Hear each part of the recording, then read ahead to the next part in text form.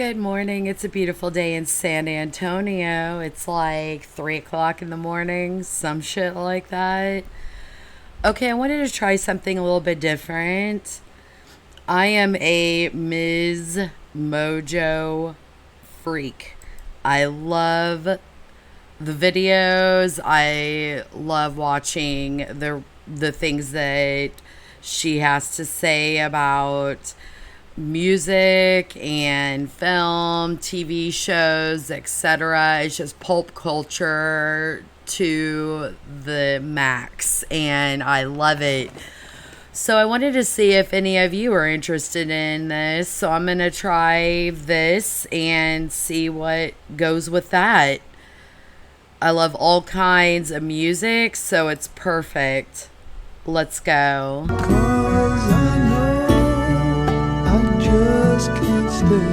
Here, Clapton. Welcome to Miss Mojo, and today we're counting down our picks for the top 10 songs with the saddest backstories. Pretty much.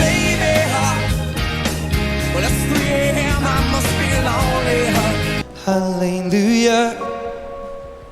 You were an angel in the shape of my mom.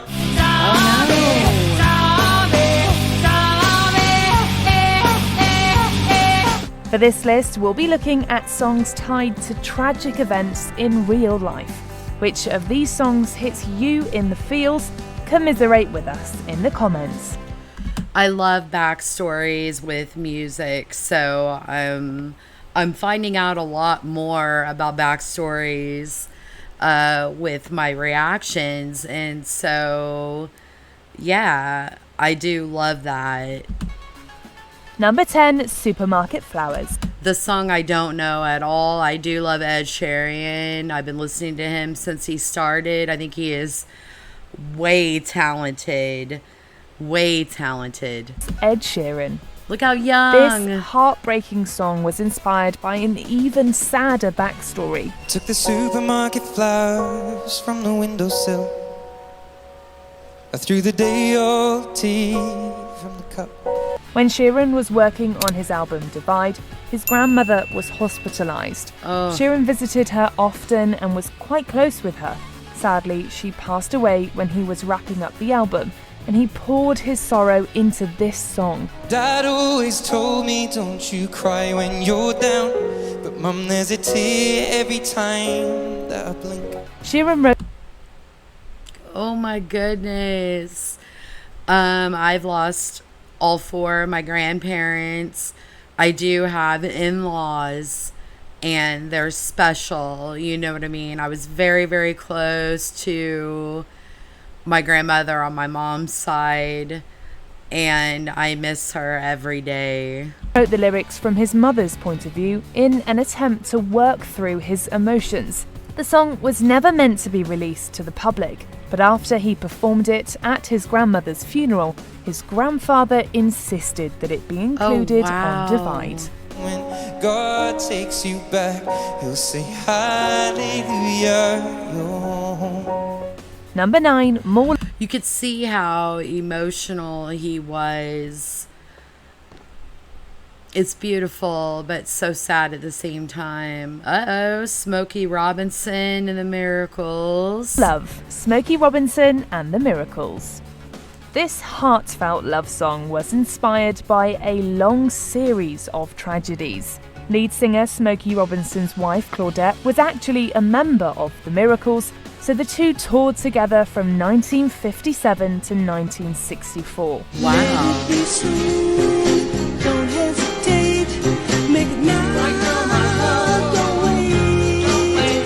Along the way, however, Claudette suffered several miscarriages and the stillbirth of twins. Devastated by the series of losses, Claudette stopped touring with the Miracles. More love and more joy than age or time could ever destroy. Smokey wrote this song to let his beloved wife know how much he cherished her and that he was simply happy she was alive. Each day I'll be living to make sure I'm giving you more love. The couple did eventually have 2 healthy children named Berry and Tamla. Bless. Number 8, 3 a.m. Matchbox 20. Most folks have sung along to this 90s top 40 song without realizing Normally, I absolutely cannot stand this song, but I'm about to find out the backstory, and then I'll feel like a piece of shit. it's based on a traumatic illness and time in a young boy's life. Baby, it's 3 a.m. I must be lonely. When lead singer Rob Thomas was 12 years old, his mother was diagnosed with cancer and given half a year to live. She said it's all gonna end and it might as well be my fault. The two already had a difficult relationship, and it grew even more fraught when his older sister ran away from home after their mum got sick. She only sleeps when it's raining, and she screams, and her voice is strange. The young Thomas was left to take care of his ailing mother. She eventually entered remission, but their off-balance dynamic inspired the hit song years later. Baby, well it's 3 a.m. I must be lonely. Number 7, Elizabeth on the Bathroom Floor. I don't know if I know this song. We'll see. The Eels. I like the artwork. Reminds me of some of the books that I read when I was a young child in the 80s, early 80s, when I was, getting read.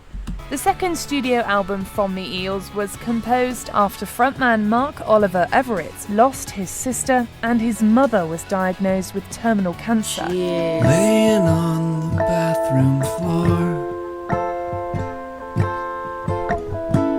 kitty licks my cheek once more. The first track, Elizabeth on the Bathroom Floor, is all about his sister Elizabeth Everett, with the lyrics taken from one of her last diary entries before she took her own life. My name's Elizabeth.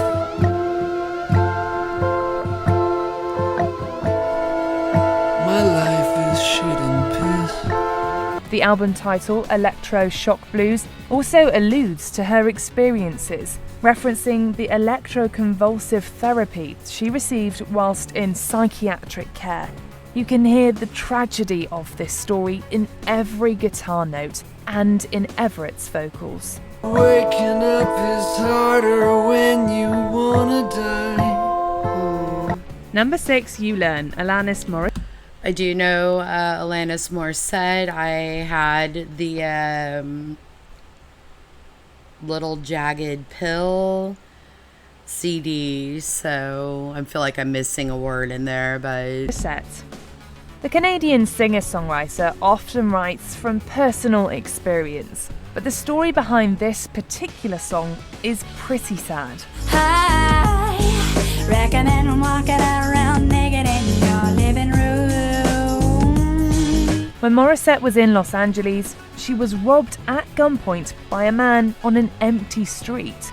The experience shook Morissette to her core. You live, you learn, you love, you learn. She became anxious and suffered panic attacks and was eventually hospitalized. But even psychotherapy sessions didn't help. Morissette later reflected that her inner turmoil was only alleviated by writing. You lead, you learn, you scream, you learn. Crafting the song was therapeutic for Morissette. And a line from the song even gave her iconic album Jagged Little Pill its name. Swallow it down, jagged little pill. Number 5, Cloudbusting, Kate Bush. Many songs are written based on the writer's 85. experience, but this one was inspired by someone else's pain. You're like my yo-yo, that glowed in the dark. Although psychoanalyst Wilhelm Reich was considered one of the main figures of the sexual revolution of the 1960s, his research was controversial in his lifetime. In fact, his work was seized and burned by United States authorities, and Wow. he died in prison in 1957. On top of the world, looking I haven't heard about any of that. I don't know the song. I don't know. What was her name? Oh, damn it. Anyways, I don't know who she is. I don't know any of that. Over the edge, you could see them coming. His son Peter later wrote a book dedicated to his father's life and their relationship, including their time cloudbusting on their family farm. Kate Bush was deeply moved by the book and wrote Cloudbusting from Peter's point of view. Just say the kind and make it happen. Number 4, I Wish It Would Rain, The Temptations. This unusually melancholy song I do think I know that song, but I don't know what the backstory is. And from the powerhouse American group has an unusually sad story behind it. Legendary Motown lyricist Roger Pensabene wrote the song after he found out that his wife was cheating on him. Sunshine, blue skies, please go away. My girl has found another and gone away. uh-oh. I Wish It Would Rain expressed the immense pain he felt at being betrayed by the woman he loved. I know to you might sound strange, but I wish it would rain. He wrote that he wished the rain could hide his tears and his sorrow. Unfortunately, even after writing down his feelings, Pensabene was still distraught. To the world outside my tears, I refuse to explain. I just wish it would rain. Tragically, the 23-year-old songwriter ended his own life a week after the song was released on New Year's Eve 1967. Oh, wow. Number 3, Zombie, The Cranberries. Love Cranberries. No Need to Argue was one of my favorite. I had it as a tape back in the day. This haunting protest song has an even more haunting backstory. Another head hangs lowly, child is slowly taken. Lead singer Dolores O'Riordan wrote the song in response to the 1993 Warrington bombings during the Troubles. Get in your head, zombie. The March 20 attacks resulted in the deaths of 2 sons who were shopping for Mother's Day cards. Oh, O'Riordan no. was near the location when the bomb went off, and the event absolutely devastated her. When the violence causes silence, we must be mistaken. She wrote the song later that year and shaped the song far beyond its lyrics, noting that it was the most aggressive piece the Cranberries had created to date. With their tanks and their bombs and their bombs and their guns in your head. Number 2, Save the Last Dance for Me. Whew, that was really rough to hear. I heard a little bit of the backstory on another video I watched, but not to that level. Okay, so we have the Drifters, Save the Last Dance for Me. I know that song. I love Motown quite a bit too. The Drifters. Most songs written about the writer's own wedding day are usually happy, but this one has a poignant backstory. As a child, singer and songwriter Doc Pomus contracted polio. As a result, he relied on crutches and later a wheelchair. You can smile, every smile for the man who held your hand beneath the pale moonlight. Pomus married Broadway actress and dancer Willie Burke in 1957. During the reception, Burke was reluctant to dance with anyone but the groom, but Pomus encouraged her to dance with his brother and other guests. If he asks you if you're all alone, can he take you home? You must tell him no. He wrote Save the Last Dance for Me about his conflicted feelings over not being able to dance with his lovely bride. Just don't forget who's taking you home, and in his arms you're gonna be. I never knew about that So at all. darling, save the last dance for me. Before we continue continue, be sure to subscribe Yes, to our friends. channel and ring the bell to get notified Yes, about I've our already latest videos. subscribed. You'll have the option to be notified for occasional videos or all of them. If you're on your phone, make sure you go into your settings and switch on notifications. Number 1, Circus, Eric Clapton. Although there's another, better-known song based on this event, Circus really hits a chord with its feelings of impending tragedy. On March 20th, 1991, Connor Clapton fell from the window of a 53rd-story New York apartment. Then I got a phone call from Laurie, just kind of screaming. She said he's dead. His father, Eric Clapton, Worst fear is something happening to your child. It can't be the worst. You know what I mean? I could deal with a lot with myself. I almost died from a surgery, and that's a long story, but I can take it. But my child is, you know how that goes. was devastated by the loss and released Tears in Heaven the next year.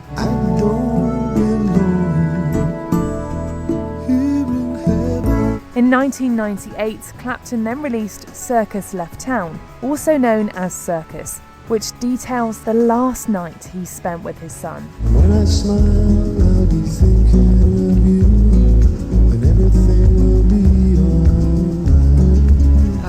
The song reflects on the love he and Connor had for each other and how the joy Connor brought to his life is gone. And it's sad, so sad. There ain't no easy way round. Do you agree with our picks? Check out this other recent clip from Ms. MOJO and be sure to subscribe and ring the bell to be notified about our latest videos. Thank you. I don't know if I've ever heard of the Eric Clapton Circus Tears of Heaven. I have. That is, I mean, it's sad. It's the saddest backstories, and they did a pretty good job with that. Okay, I hope you like the video. Please let me know. Give a like to let me know if you like the content, and I will make some more, okay? Talk to y'all later. Bye, y'all.